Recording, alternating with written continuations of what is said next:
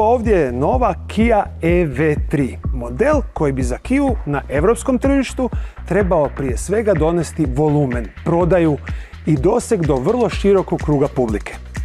Automarket bio je pozvan na ekskluzivnu statičku prezentaciju u filmskom studiju u okolici Frankfurta na kojoj je Kia očima novinara prvi puta pokazala svoj novi, iznimno važan električni model. Sve je počelo 2021. kada je Kia predstavila EV6 ili EV6, njihov prvi potpuno električni model koji je probijao granice i pokazao u kojem smjeru Kia želi ići po pitanju električnih vozila. Zatim je prošle godine predstavljen EV9, EV9, koji je u biti automobil koji pokazuje baš sve što Kia može ponuditi među tim automobilima. I sada je na red došao ovaj ovdje automobil koji nudi najbolje iz oba svijeta.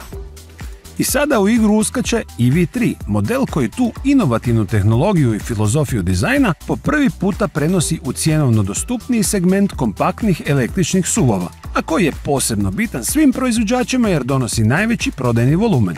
U ovom prvom predstavljanju Kia EV3 nećemo ići baš potpuno u detalje samoga dizajna, ali glavni dizajner je rekao da je osnovna ideja vodilja bila da se suprotnosti privlače.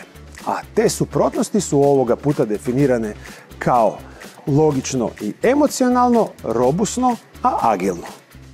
EV3 je specifičan i po tome što konačna izvedba izgleda gotovo identično konceptu EV3 čije su slike prvi puta puštene u javnost prošle godine, a po svojoj atraktivnosti definitivno prati aktualni trend dizajna Kijinih vozila. Osim što su prenijeli tehnologiju iz većeg i luksuznijeg EV9, unutrašnje uređenje je tipično onako kako i očekujemo od Kijinih električnih automobila. Uz to je izrađeno od jako puno recikliranih materijala. Međutim, jedna od glavnih stvari koja ovaj automobil bi trebala razlikovati od onih drugih u ovoj klasi je prostornost same unutrašnjosti.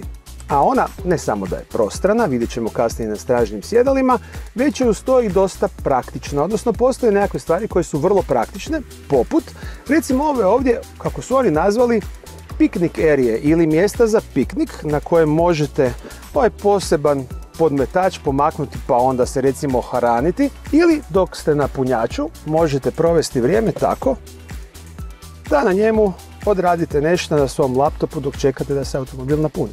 Kao što ću ja sad napraviti. Što se tiče prtljažnika, on je zapremninom od 460 litara pri samom vrhu klase. Ispod prednjeg poklopca nalazi se dodatnih 25 litara u takozvanom franku ili prednjem prtljažniku.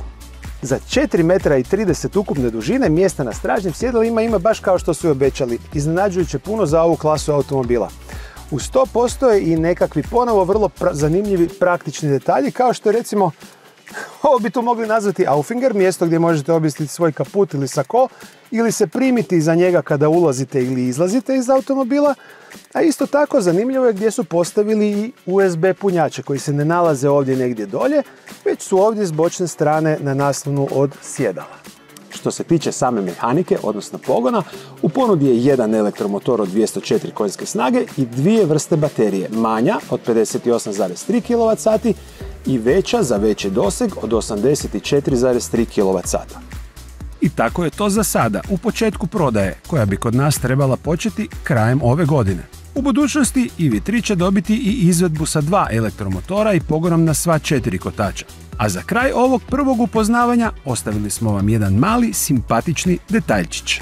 Jedan jako zanimljivi element je ovaj ovdje QR kod, preko kojeg možete točno saznati koji su materijali u ovom automobilu reciklirani, od kuda su reciklirani, odnosno koji materijali se mogu reciklirati u ovom automobilu. Za ekološki svjesne, odličan podatak.